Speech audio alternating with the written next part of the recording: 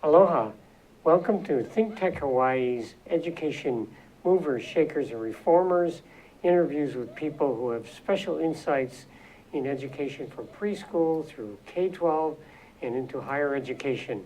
I'm Jim Shon, your host. We're live streaming every Wednesday at noon. We're also posted on YouTube, and these interviews can be seen on the Hawaii Education Policy Center's website as well. My guest today is an educational researcher, a newly minted PhD from the University of Hawaii, Dr. Shannon Hillman. Welcome, Dr. Hillman. Thank you. I think you're the first person to call me doctor. That's nice. It's nice sound. Well, your research is international, and in some respects, you have lived an international life, right? I like to think so. Yes. Yeah.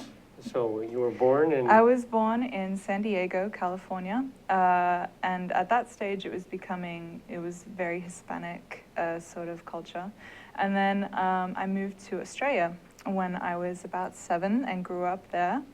And that's where I got my education. Mm-hmm. And then after a few years of traveling and working, I moved to Japan and did some teaching there in a small university. Uh-huh. And then I moved to Hawaii. And there's little bits and pieces of different areas I've lived in and traveled to in between there. But yeah. And you also work for the United Nations? I did a really good internship for UNESCO, which is the education and sector of the United Nations in Bangkok. Uh-huh. And that was quite an experience. So you arrive in Hawaii as a grad student. Yes. You had done teaching in Australia? Yes. I began my career as a high school drama teacher in rural Australia. And that was also quite an experience, I would say.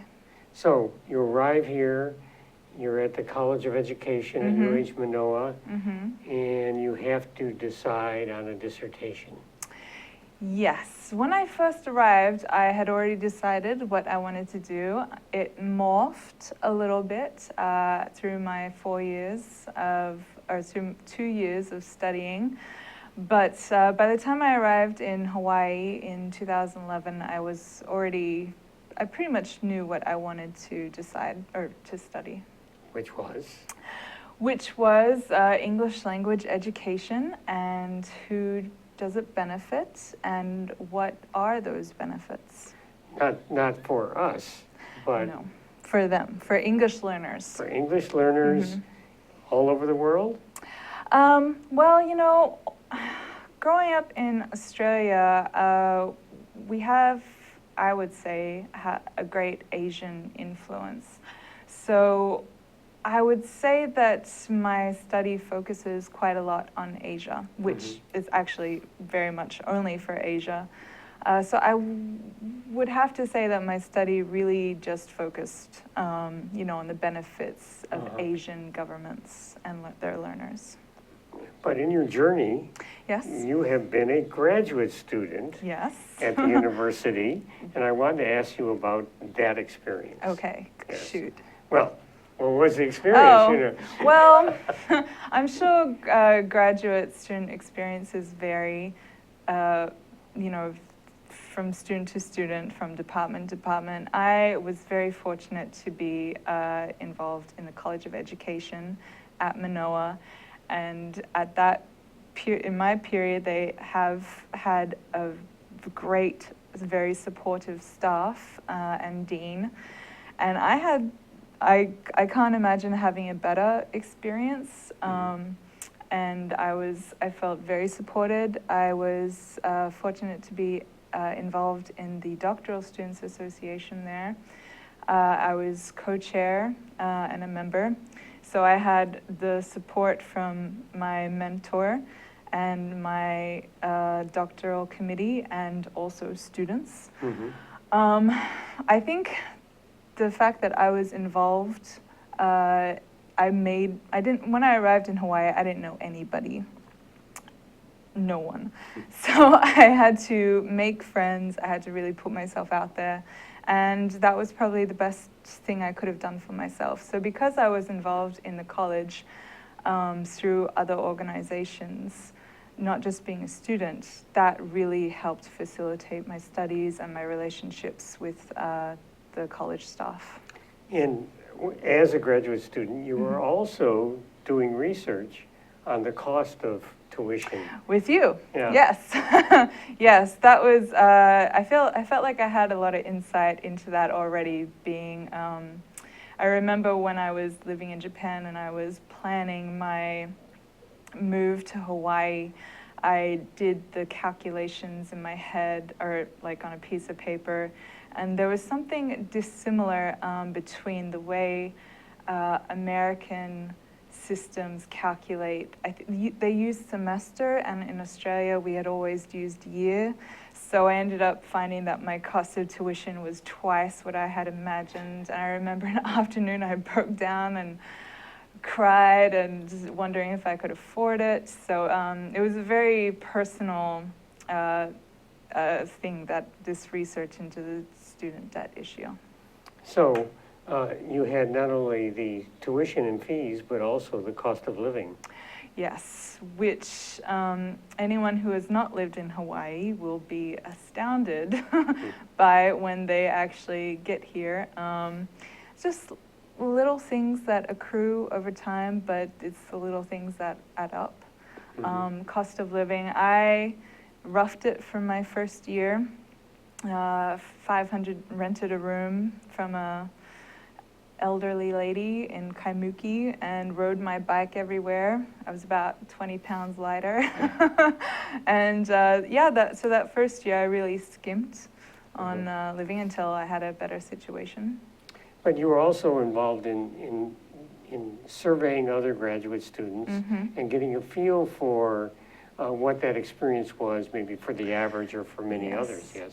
Yes, surveying, not surprisingly, but it was a nice realization that graduate students really wanted to have input into this issue and make their feelings known. And we actually got a lot of emotional responses, and we had to, take the facts from those responses. And, a lot of students struggle, and maybe that's a stereotypical view of being a student, is that you live a very poor life.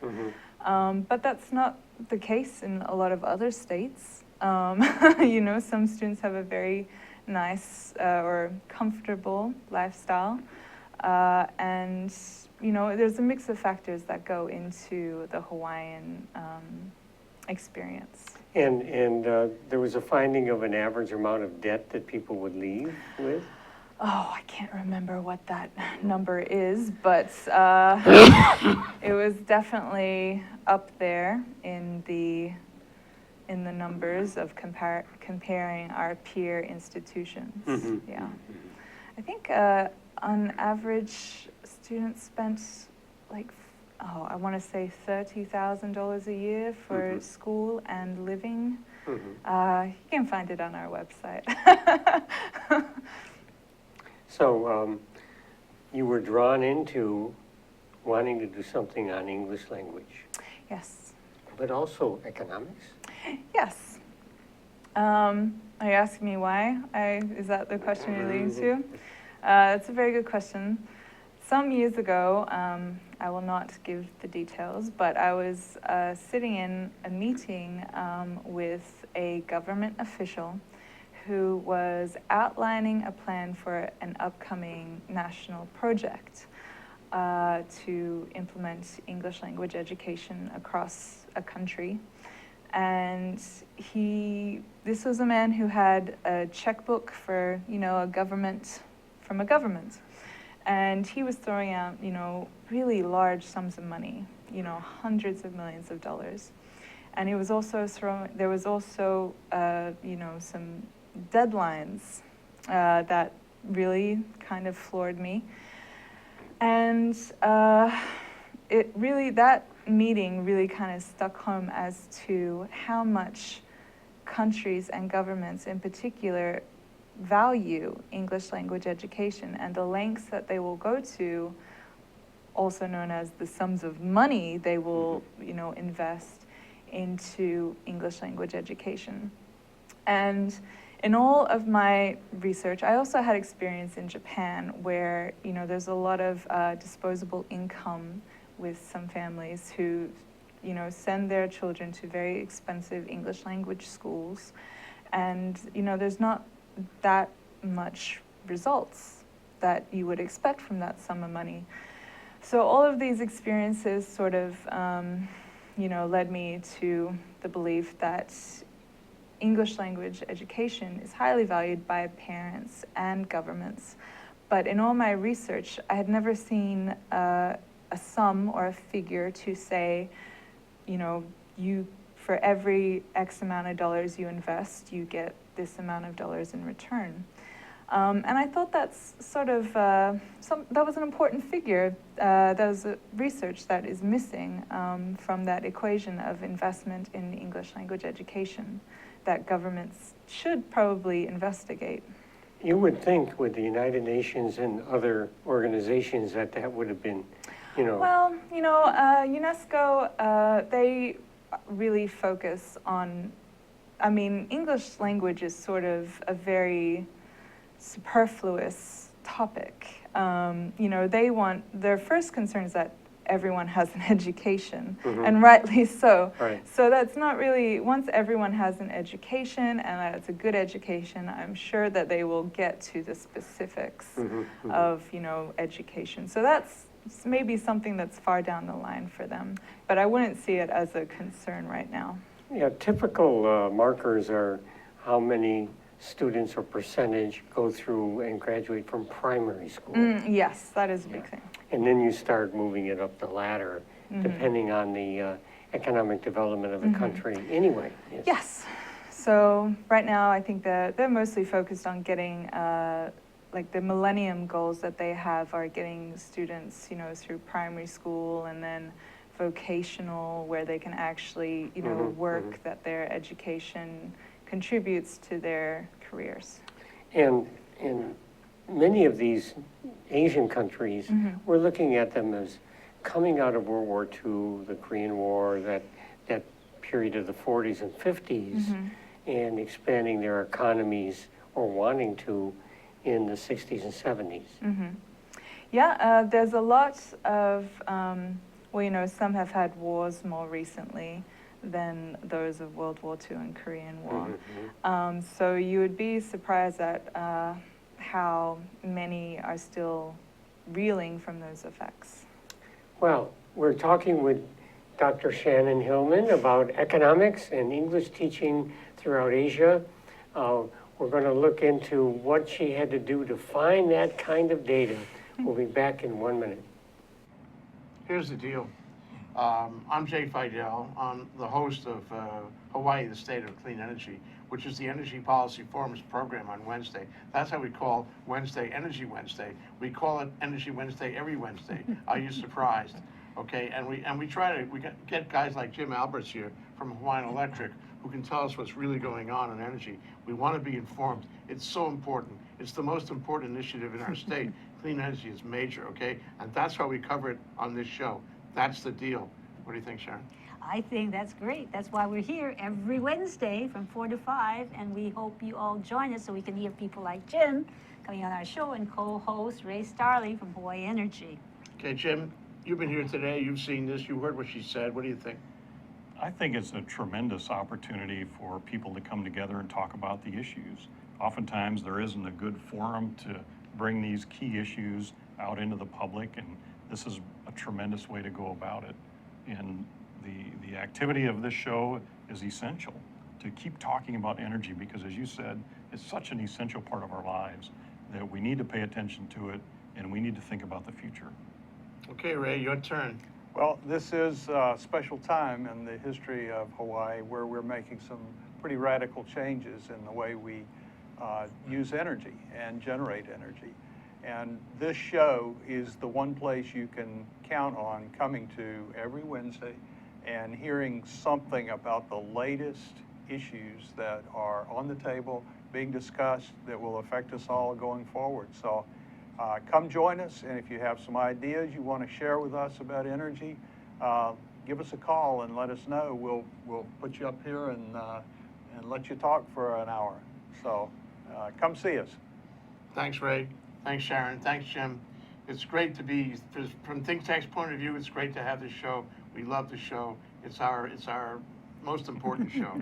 So come around and listen to us 4 to 5 on Wednesday. Thanks a lot. Bye. Aloha. Aloha. Welcome back to ThinkTech Hawaii's Education Movers, Shakers, and Reformers.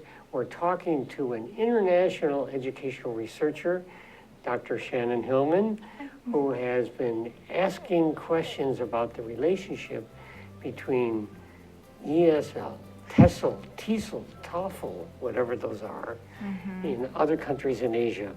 So now you're going to formulate your dissertation. What is the question you're asking? Well, first of all, the question took me 6 months to come up with, so it's not just something that we can shake off so quickly. But what I came up with was what is the quantifiable impact of English language education policy in an Asian nation economy? And there's a lot of specific words in there. You might notice quantifiable impact, because impact can mean many things. Policy, because there's a lot of ways that that people learn English language.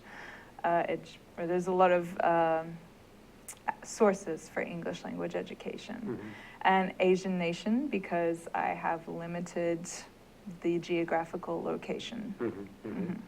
So, now what do you do? Now that you formulated this question. Well, the question took a long time to figure out. The measurement of it took much longer. And you might notice that the first thing that you come up against is how can you separate language from an economy? How can you separate language from anything, which is impossible? Language pervades every facet of society, whether you think it does or not. So that was the biggest hurdle. And I searched for a long time. I asked a lot of people smarter than I on this question, and I will always remember my eureka moments when I was sitting in a Starbucks cafe at Ward, and I had just took out a book that was recently published, and I found a study by some French researchers, Arcand and Grin, who did a similar study, but the data they had used was a little different, and the question was a little bit different. But essentially, they were trying to discover English language's effect on a GDP. So that was a eureka moment. And they used a statistical approach called the instrumental variable approach. And through that, I don't know, we don't want to go into the technical aspects of it. Definitely not, no. But it essentially could separate, or it could rather extract all of the unknown variables that would affect the relationship between a GDP and English language education policy. So what would be some of those variables that you had to take note of, extract from? Oh, well, that was the beauty of the approach, is that I didn't need to know any of those variables. Okay. Essentially, we have, I used 3 variables. Our dependence was the GDP, PPP, which is the purchasing power parity. Purchasing power parity. Yeah, I won't go into it, but essentially it is commonly known as the Big Mac index. Oh, okay. That's the easiest way to describe it. Okay. And our language variable, which is the independence, which is the policies I evaluated. And then a third variable called the instrumental variable, which says, okay, let's exclude all of these in-between factors and try to create an outside effect of this language policy on GDP. So right away, it seems to me that your your effort means you have to be familiar with the terminology and the quirky language of language, the terminology and quirky language of statistics, Oh, and yeah. then there's those economists as well, right? Yes. Well, luckily I was dealing with statistics, which once you just get the numbers, it's a lot easier. I would say the hardest part of the study was the actual data from individual countries, which I studied 19 different countries, or I took the policies, and that policies involves curriculum and syllabi and government documents of that nature. And one of those policies, if you're looking at the 70s and 80s or whatnot, is the invitation of countries to invite Westerners, native English speakers in, Peace Corps, all kinds of foreigners as part of that policy, not necessarily dependent on that, but supplementing it, yes?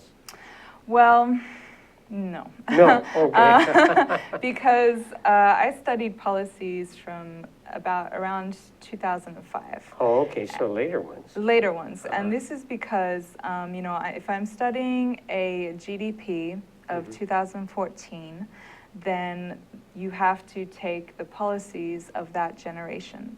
So the average age of a student graduate, the mean years of schooling for a student in Asia is 8.3. So 2014 minus 8.3 comes out to around the year of 2005. Okay. So any students who are in the working force by 2014 have learned from the policies of 2005, which may policies from 1970 may still be around I see. or included. So the policy you are studying needs to be applicable to the dependent variable. And I assume that you're looking at fairly current data. If you had wanted to go further back, the Asian tigers, would there have been data for that? Do you know what? The issue with that is access. If I could have all of the access I could imagine to those policies, absolutely. It would have been much better for narrowing results. But the big, you have to remember, I'm an outsider researcher studying on a very large, scale, and my access to data is very limited. Essentially, if it wasn't on the internet or I did not have a contact in that country, I could not get it. So some of these countries, you have to remember, still don't have internet access to some of their rural areas. Some probably not even in the capital cities. So what you can have access to is very limited. And that's also another reason that I had to limit it to 2005, is because what they actually put out on the internet is very limited. And you're dealing with different cultures, different political and governmental systems, different languages. Yes. This is a tremendous effort to try to... Took me about 6 months. Did you have some second thoughts when you... Do you know what? No, because luckily through my experiences and my network, I had a lot of help. Thank you for all my help to people who know what I had to go through. But some countries I couldn't get to. For example, Myanmar, which I have been told has an English language policy and curriculum and syllabi, but I wouldn't know where to start looking for that. And their government is just trying to become open to the world. Same for Nepal. It was very hard for me to get access to Nepal. I don't know whether that is because a few years ago they had their own revolution and a new government that just came out with a constitution a few years ago. But access is the main concern for researchers, and some cases I could do it, some cases not so much. So if somebody, a government decides by golly, we're going to go really into English education for whatever reason, right? And you're trying to figure out whether or not that translates into increased per capita income. Okay, but what is enough of an English language program to meet a threshold of, yeah, they did it, as opposed to we're going to teach English songs in kindergarten. Is there some, there has to be a test, or there has to be, what's the threshold of meaningful English language? Well, I mean, I think one of the biggest mistakes that governments make is they do so much so quickly, but without the infrastructure. So anything that they attempt to do is often not supported and is very superficial. It gets lost on the students that are using it. So it's not thinking too small, it's thinking too big, too yes. big, okay. And that was the case with, that unnamed country that just threw everything into it. And it's admirable, and it's, good goals, but, you have to, it's steps, it's baby steps. Infrastructure takes time to implement. I can't tell you like a certain test or a certain methodology. There are definitely, there's a lot of research that goes into appropriate methodology, good content, what is the right way to teach, professional development for a teacher. But I can tell you is that you need good analysis, and governments need to realistically assess what they can do stage by stage. So you had to learn about the aspirations versus, the realities of many countries, many different systems, many different places along that continuum of development. We've been talking with Dr. Shannon Hillman about a fascinating attempt to assess the impact of English language teaching on 19, I believe. 19 Asian countries. We'll be back in 1 minute. Hi, I'm Donna Blanchard. I'm the host of Center Stage here on ThinkTech Hawaii. Center Stage airs every Wednesday at 2 o'clock, and of course you can check out our archives on YouTube or on ThinkTech Hawaii anytime you like. Why should you do that? Because this is an arts show that I believe is making a difference in lives. We talk with artists of various ilk. We talk with painters and writers, playwrights, novelists, poets, sculptors, dancers, you name it, directors, actors, of course.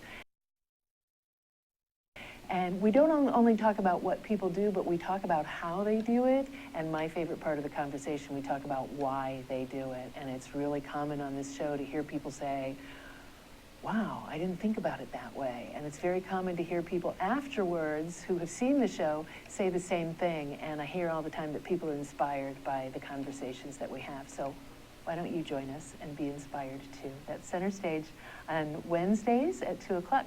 We'll see you Center Stage.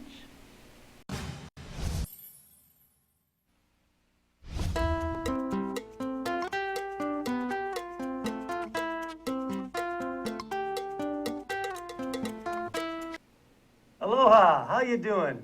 I'm Gordo the Tech Czar here on ThinkTech Hawaii, where we co-host Hibachi Talk, where we talk about technology and bring in all kinds of cool guests. Also, my co-host with me today is Andrew the security guy. Thanks for watching. Thanks for watching ThinkTech Hawaii, and thanks for watching Hibachi Talk. We also have Angus. And you there, lad? It's Angus. I bring in all kinds of wee things. Oh, look, you see my lips moving. Hi, this is Jim Shon back with Education Movers, Shakers, Reformers. We're talking about Asian English education and its relationship to increasing a country's per capita income. And we talked a little bit about how many countries, part of those policies, they wanted the economic development, but they also wanted the English language teachers from the West as part of that. And Peace Corps was part of some of them initially. And even after Peace Corps left in many cases, the invitation to Westerners continues in Japan and Korea and many others. And so in some of those situations, we're seeing a photograph of a class of 70 middle school students in the 1970s in Korea.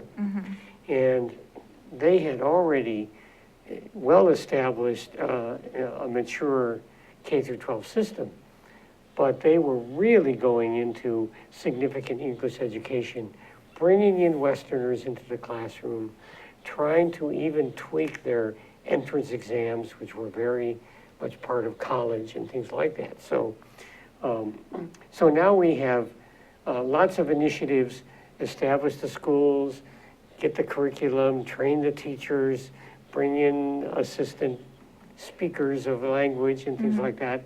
Now make the connection between the gross net or the per capita income. You actually came up with a number, an average number. Well, the first thing to remember is that theory and reality might be different. Okay. So I won't take the number with a grain of salt. Okay, but it's an important number, though. It's I know, an impressive number. I know you like the number. Yes. What is that number? Well, let's just say it was about $2,000 GDP per person. All right. If they aggressively went into Well, you no, were it doesn't. nutty? It doesn't matter. You know, it was an average. So these 19 countries, through that instrumental variable approach I discussed, that was the number that we came out with for what an economy might increase if they teach English language education. So 2,000 per Person. person. That's a significant amount for many of these countries, Well, yes?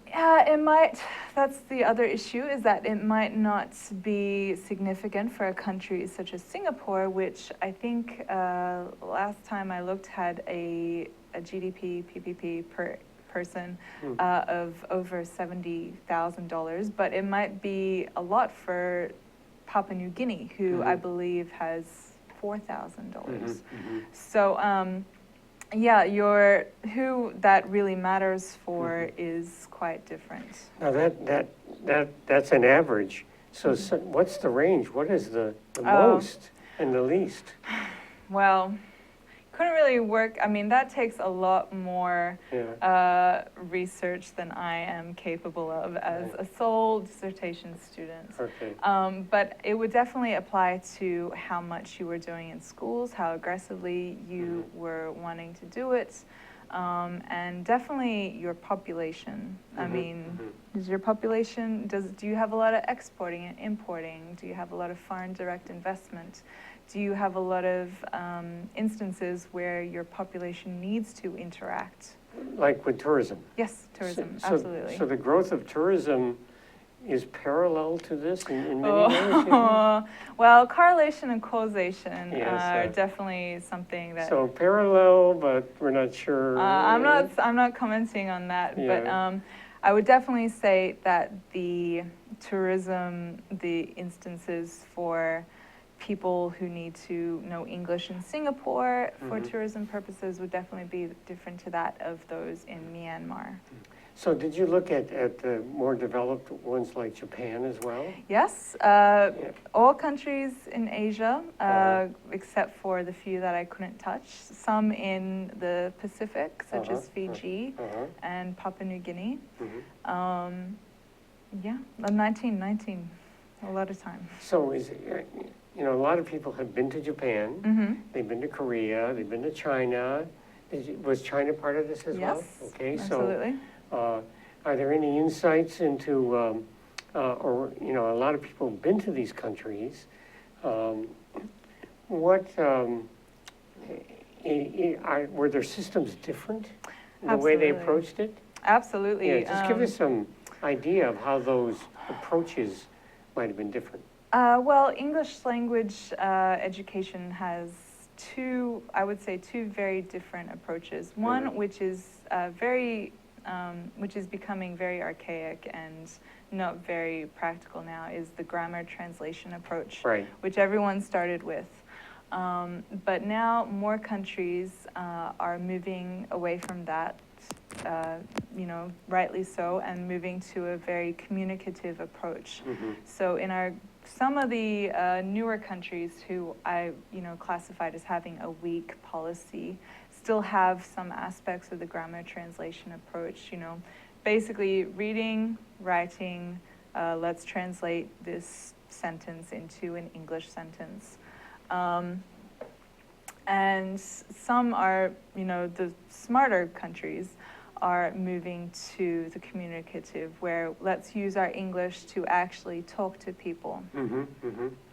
Has the internet, I mean, it's fairly recent, but people can Skype all over the world now.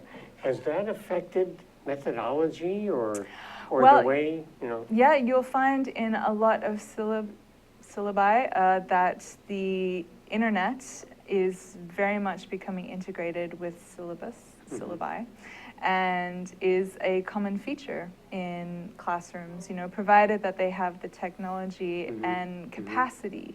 And that was also something that I included, was not just what is the content, but what is the capacity of the system to achieve all of these, lofty goals. So yes, I would say I'm sure some students Skype their English peers in another country.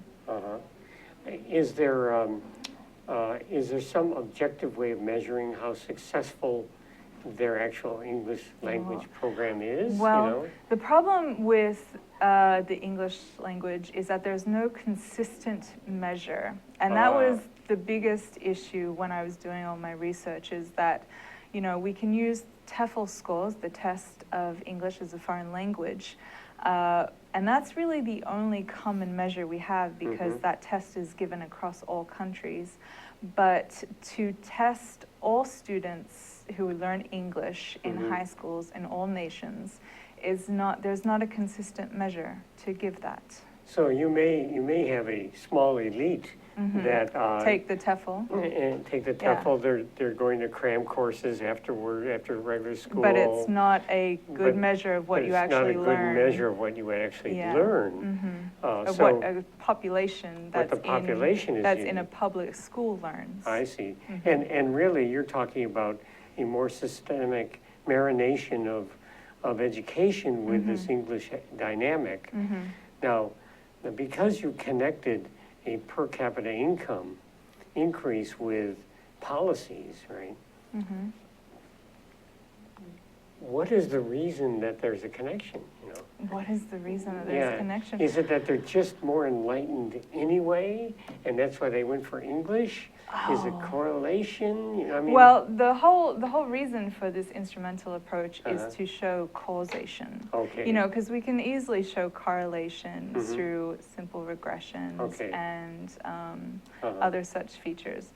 But no, that's been the one main fickle issue, is that you cannot show causation of something as large as economies and language. Right. So by excluding all of those unknown variables, we can show causation. But again, theory versus practice. So in theory, an English language program adopted by an Asian country will increase its GDP.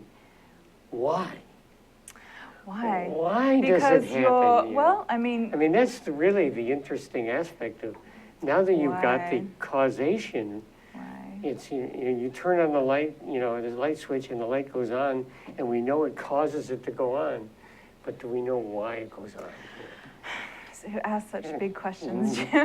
Well, other studies which have shown that an immigrant in the USA who has more English language education will earn a higher level of income.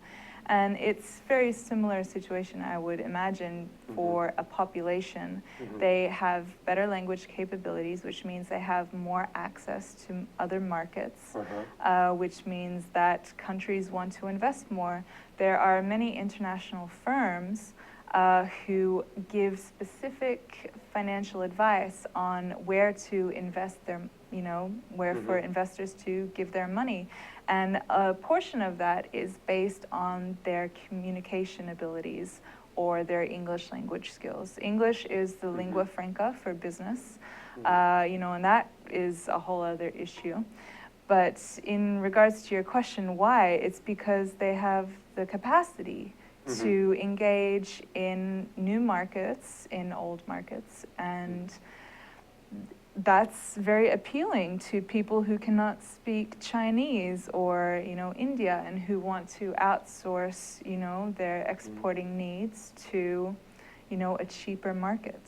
So there really is a menu of economic reasons why this is arming your economy with... It's only economic reasons, I would say. There's benefits for a person to know English outside of their career, such as engaging, they can travel abroad more easily. But on a larger national scale, it's chiefly run by economic desire and prosperity. And I would imagine the growth of tourism and international business and commerce means that if you don't have an English language speaker on staff, you will really crippled. You'll be excluded, yes. That's and right. that is the main reason for the less developed countries to try to match their competitors who have great English language skills. But, there'll always be a gap between such, and that's why we have cheaper exporting needs. So you have the homegrown English speakers, but also, the number of foreigners living in Japan and Korea and all throughout Asia is just growing in leaps and bounds. It seems to me that at some point I wonder if the curve is going to go the other direction, where it's not investment in the homegrown, we'll just hire you. Well, that's definitely, the expat community is definitely growing. I think it's probably, I don't think you can get many more in Japan. They're probably going to start going to places like Cambodia and Laos soon and take advantage of their skills in those markets. Well, it's a fascinating subject. Thank you. And it combines this whole lingua franca, English language learning, with an economic perspective, and I think it's really interesting that your average number, I believe, was 2121, right? Yes, 2121 is the first number I came up with. Yes. Well, thank you very much for showing us some insights into international educational research. Welcome. We've been talking with Dr. Shannon Hillman about the connection between English language programs and policies throughout Asia and an increase in their per capita income. We'll be back next week with another edition of Education Movers, Shakers, and Reformers. Aloha.